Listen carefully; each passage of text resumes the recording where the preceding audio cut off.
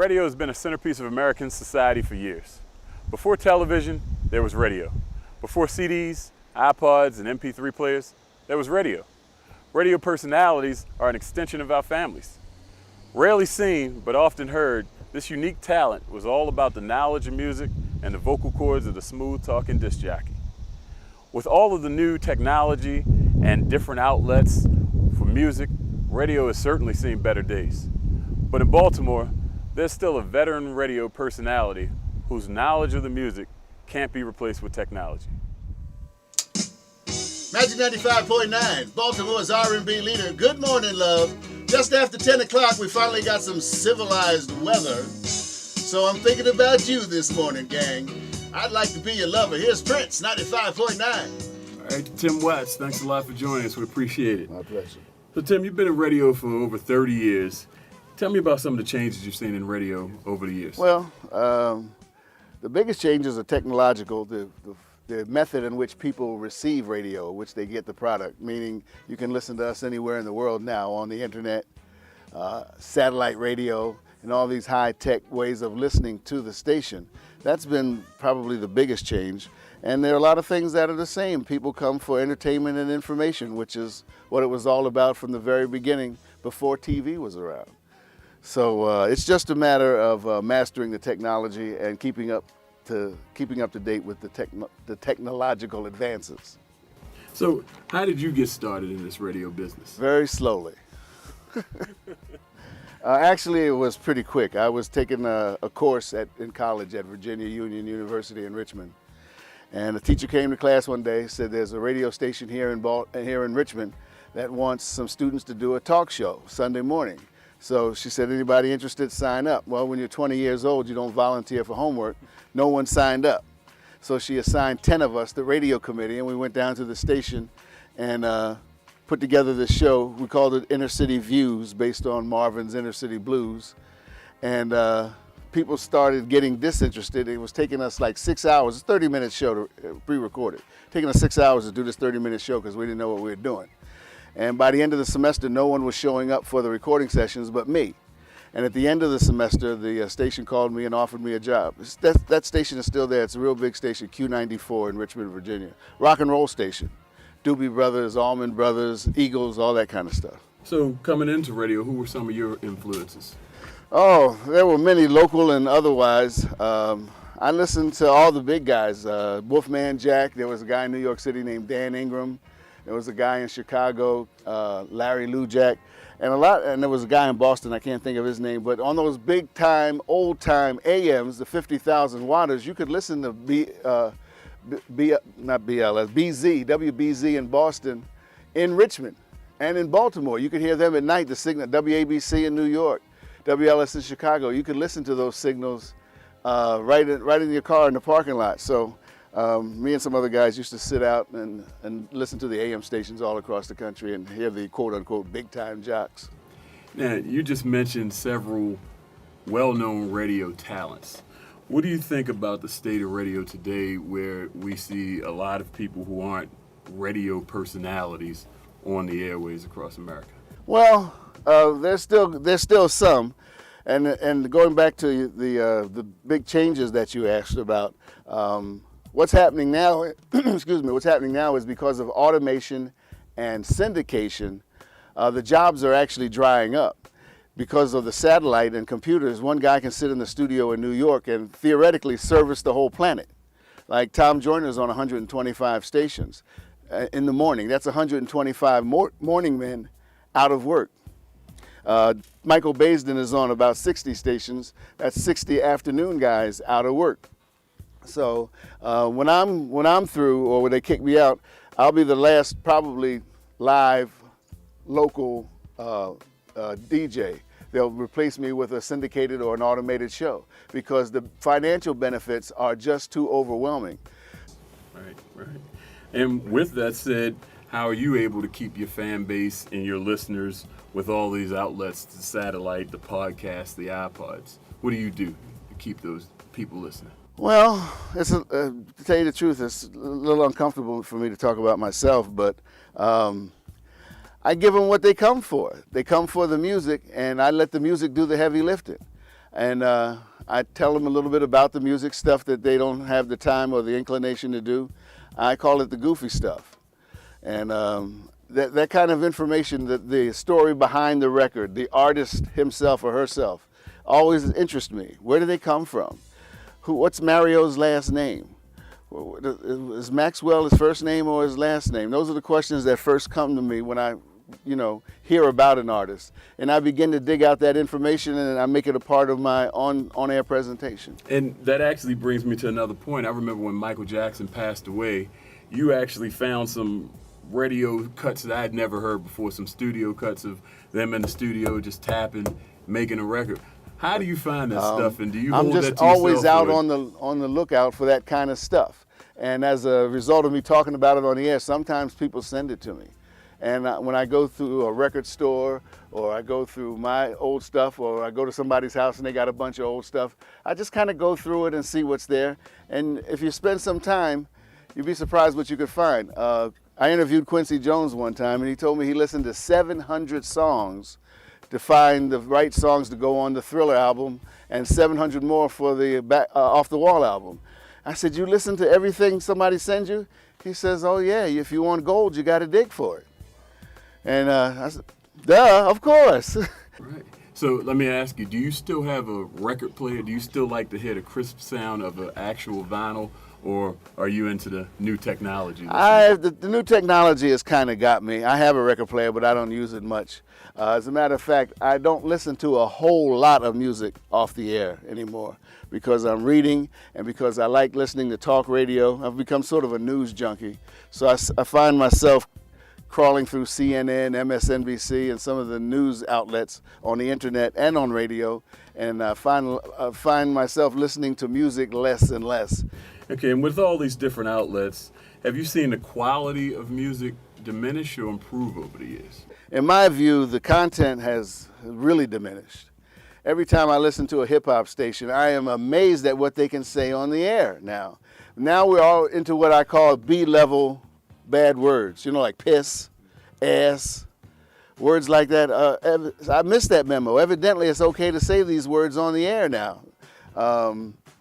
One station in Dallas did a weekend contest for R. Kelly tickets. It was called Piss on the DJ. And it said the contest was, can you guess which K94 DJ is pissing on R. Kelly this hour? And that kind of stuff. And I was blown away that was on the air.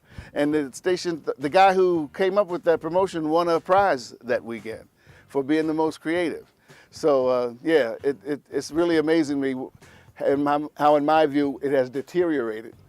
In some people's view, it's a little bit different. They're thinking we're being more open and honest, but it's being brought up the way I was brought up.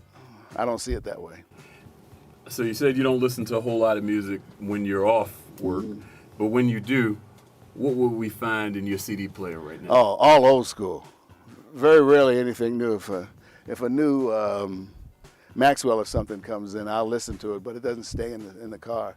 I got all old schools, Tower Power, rock and roll bands like the Eagles, and stuff like that. Doobie Brothers.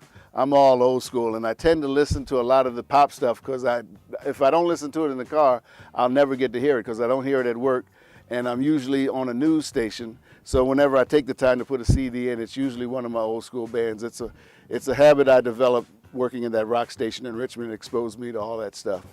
Now, you just named a couple of songs that are timeless classics, 30, 40 years old. What type of music or what type of artists right now are some of the songs that you've heard of late that you think are, or the artists themselves, that might be timeless? We're going to be talking about them 20, 30 years from now, or their songs. That's a tough question. R. Kelly will probably end up leaving a mark. That'll last for a long time. And I think the singers, the talented people, Maxwell, maybe this guy Robin Thicke has a shot at it, and people who are doing music with production value and have meaning, and the themes are timeless. Love, relationships, that kind of thing. I think this male bravado of the hip-hop theme is going to probably trickle away, and the love songs and the relationship type songs will stand the test of time. Did you make it to the latest Sade concert here in Baltimore? No, I didn't, but I heard enough about it to feel like I've been there. Enough people recounted. Talk about timeless. Yeah. Oh, yeah. She doesn't even have to put a new record out, and she sells out. She's definitely one of the artists we'll be talking about 50 years from now. She could go out every year and sell out for the rest of her life. And I guess when they come up with holograms and stuff like that, we can still go and see her. Do you know off the top of your head, because you have a vast knowledge of music, of any songs that were created for one artist but ended up going to another artist and ended up being huge classics? A couple might come to mind. You got, Otis Redding wrote Respect, and Aretha Franklin got hold of it, and now most people don't know. Otis not only wrote it, he recorded it.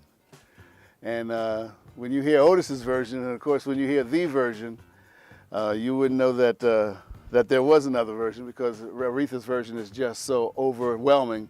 And the biggest artist for that type of thing would be Luther. House Is Not a Home, and most people don't even know that Dionne Warwick had a big hit with it in the 60s. People think that Luther started that song. It's Luther's song, but it's just a cover version, and he's done a couple like that. Superstar, Don't You Remember, You Told Me You Love Me, Baby. A white group, the Carpenters, had a #1 record with that back in the 60s. All right, so who was one of your favorite interviews? Luther. Luther was very good. He was very friendly at the interview. And being here in the building, he signed all the autographs, took all the pictures. But that night at the show, he got his business face on, and he fired about 5 people that night. In fact, he fired In Vogue, the opening act that night, because he didn't like the costumes they had. He told them to get off his show. So it was a completely different person. Lionel Richie was so down home, it was amazing. And there have been a couple. And when I went to Motown 25, I was there when they recorded it, and I had a chance to meet Marvin Gaye and Richard Pryor that night.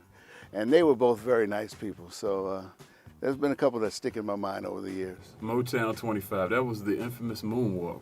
Yeah. There are several artists who had done it before Michael, but they didn't have an audience of 40 or 50 million people when they did it. Jeffrey Daniels from Shalimar actually taught Michael how to do that.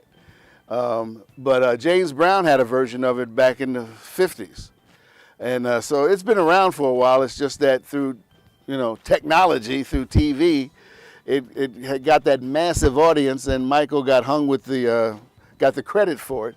But he didn't invent it by any means. There were several artists around. In fact, somebody taught him how to do it. Okay, with Michael Baisden being on 60 radio stations, Tom Joyner being on 125, et cetera, what advice would you give an up-and-coming person who wants to be a radio personality? You have to want it very badly, because the jobs are far and few between. And I would advise them to go to as many stations, apply to as many stations as possible. When I started, there was an all-night show, midnight to 6, 2 to 6, that kind of thing. And you could pay a car note and rent and eat. It was a full-time job. You could get by on the all-night show. Now that job doesn't exist. All the stations are automated at night, midnight to 6. So that's one job completely eliminated. The morning and the afternoon shows, which are typically the best paying slots, are now pretty much gone to syndication. So if you want to get in radio, you have to hit the ground running. Meaning the only thing that's available are daytime slots like midday and evening, and some stations pay pretty good for those jobs, but they're not going to put a rookie in there. So you may have to go to a smaller market and cut your teeth and get some experience and then move to a bigger market. The way things are now, Baltimore is really not an entry-level market. You're on Facebook. How are you adapting to the social media frenzy? It's a very nice one-on-one way I can talk to my listeners, have an actual personal conversation with my listeners while I'm on the air. And that's kind of nice. And I can connect with people who are at work and can't quite listen to the radio the way they want to because they got to keep it down low. But you can send messages back and forth, and it gives another level of communication with your listeners. And you seem to enjoy it. I know a few weeks ago, because I'm a friend of yours on Facebook, you posted the Isley Brother lyrics, and people just went crazy commenting on it. Oh, yeah. That's why urban music is hot anywhere you go, because of our music is definitely the hottest. When Stevie Wonder says, "Did you know that true love asks for nothing?" her acceptance is the way we pay. Did you know that life is giving love a guarantee to last forever and another day? Man, there's nowhere you can go and get that kind of poetry except in black music. And then you add to it the fabulous music that comes with the black experience, and everywhere you go, black music is the thing. So, and I think my audience hears me enjoying that music along with them, and that's part of the connection I have with them. Where did you come up with your wrap-up? Mama's outside waiting in the truck, or I got to go home and hug my wife? Well, not to draw it out, but first of all, Magic is, the target audience for Magic is 40-year-old black females. That's the #1 target. That's the bullseye. So anything we put on the air, music, contest, anything we put on the air, has we ask the question, will a 40-year-old black female like it?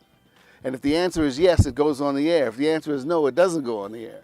So when structuring my comments around that kind of priority, I said, well, I guess women would like to hear me say something nice about my wife. So I think that they would like to hear me say I'm going home to my wife. Instead, I'm going out to party and I'm looking for the broads tonight, where all the babes at, and that kind of thing. So I had just bought an SUV. So I just said, Mama's waiting in the truck. In fact, I think the first time I said it, I said, Mama's waiting in the truck with the puppies. And I'm sure people took that out. Yeah, and they kind of responded to that. And almost immediately, everywhere I go, that's what people respond to, and they ask me about that. So I just kind of hung on to it because people seem to look forward to me saying it. Okay. So what's next for Tim Watts? I'm going home and sit down. I am not one of these people that have to have something to do every day. I like doing projects and different things, but not every day. So I'm going to stick with this for a little while longer, and hopefully I've put enough money away where I can, sit down and maybe do some volunteer work. I like working with kids. Last Christmas I did a big thing for the vets. The veterans coming back from Iraq and Iraq in that Middle Eastern war. I was thinking, who really needs our kids are nice, but I said these veterans are really, really special, because anybody who puts on a uniform, picks up a gun, and goes to a foreign land to defend me deserves a little bit of my time, because I don't think I could do it. If they drafted me, I don't know what I would do. But I certainly wouldn't like to pick up a gun and go to a foreign land and shoot at people. So the people who do that deserve, as much help as we can give them. So I'd like to get into some type of volunteer work with the veterans. As you see, personality is still a huge part of radio. No matter what technological advances come about, it will never take the place of real radio personalities. Tim Watts has proved that with his staying power on Baltimore radio. Thanks for joining us today, and I hope you enjoyed. Be sure to follow us on Twitter at WHMG.TV and like us on Facebook. I'm Jamal Smith. We'll see you next time on Tell Me About It. Magic 95.9, Baltimore's R&B leader. Well, it's time to roll the credits and say goodbye. You've heard it. I've had it. Michael Baisden has got it. He's next at 3. Thank you, Baltimore. We'll try it again tomorrow. I've got to go. Mama's waiting in the truck.